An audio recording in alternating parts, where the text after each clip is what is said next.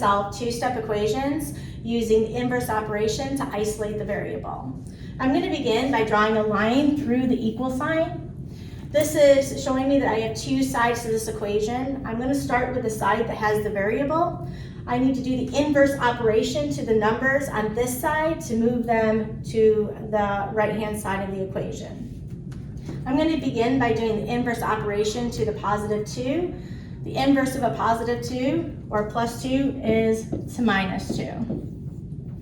We have positive 2, take away 2 is 0, so anything plus or minus 0 would be itself.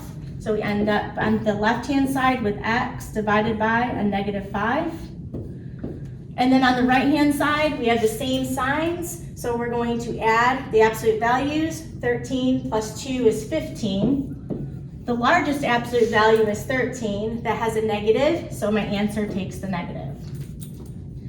I'm going back to the side with the variable. I'm going to do the inverse operation of dividing by 5, and I'm going to multiply by a negative 5.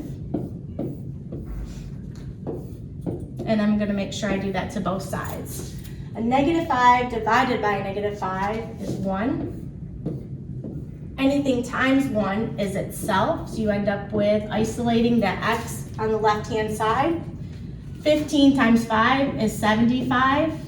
A negative times a negative is a positive. In order to make sure that my answer has balanced,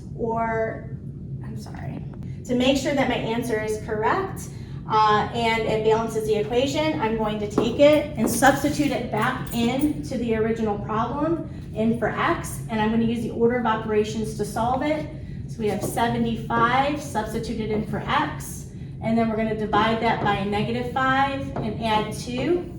And we're going to see if that equals the negative 13. 75 divided by 5 is 15. A positive divided by a negative is a negative.